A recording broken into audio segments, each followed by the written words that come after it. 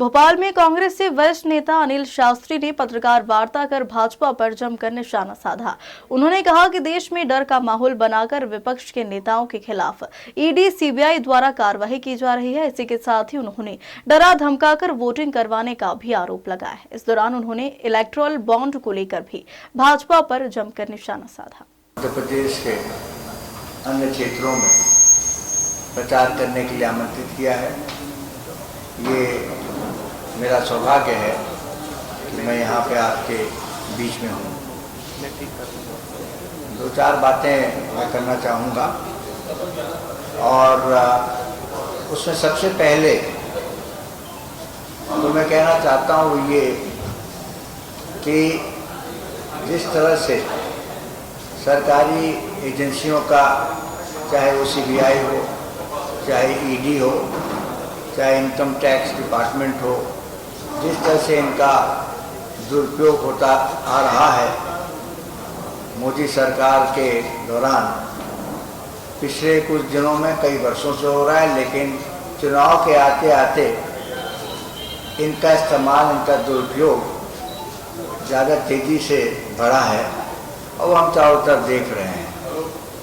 ऐसा लगने लगा है कि जो भारतीय जनता पार्टी के साथ हैं वो स्वच्छ हैं, लेकिन जो विरोध में हैं वो सब भ्रष्ट हैं।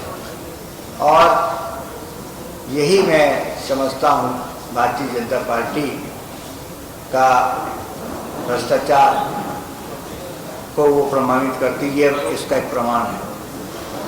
मैं ये कहना चाहता हूँ कि जिस तरह से इन एजेंसियों का इस्तेमाल हो रहा है और डरा धमका के क्रॉस वोटिंग कराई जा रही है, डिफेक्शन कराया जा रहा है।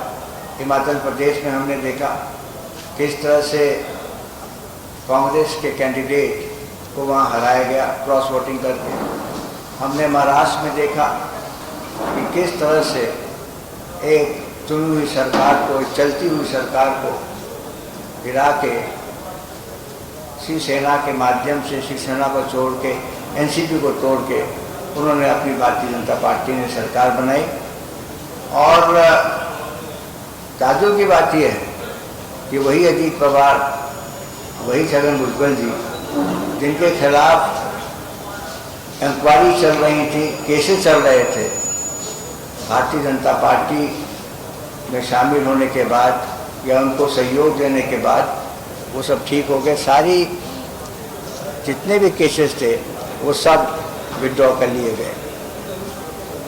मेरा ऐसा मानना है और मैं समझता हूँ हमारे देश में अधिकांश लोगों का ये मानना है कि जिस तरह से इन एजेंसियों का इस्तेमाल हो रहा है, ये एक बहुत ही खतरनाक परिपाटी पैदा होती जा रही है। बहुत ही डेंजरस परिपाटी हो रही है। एक ऐसा ट्रेडिशन बन रहा है जो न केवल हमारे लोकतंत्र को आघात पहुंचा रहा है, बल्कि हमारे देश की जो नींव है, जो फ्रीडम है, जो स्वतंत्रता है, उस पर भी ये आघात पहुंचा रहे हैं। कांग्रेस पार्टी के खिलाफ अगर देखा जाए तो हमें तो एक कैंडिडेट के खिलाफ नहीं लड़ना पड़ा। हमारा कैंडिडेट केवल Bharatiya Janata party, BJP candidate के खिलाफ नहीं लड़ता, उसके खिलाफ तो चार कैंडिडेट, एक तो बीजेपी कैंडिडेट, एक ईडी, एक सीबीआई और एक इनकम टैक्स। तो इस तरह की लड़ाई जो है वो बराबर की लड़ाई नहीं है। लोकतंत्र की सबसे बड़ी परिभाषा ये है कि जब इलेक्शन होता है तो बिल्कुल वो फेयर और फ्री होना चाहिए और एक तरफा नहीं होना चाहिए। चुनाव आयोग का हमने देखा किस तरह से कमिश्नर्स का अपॉइंटमेंट हुआ। एक इलेक्शन कमिश्नर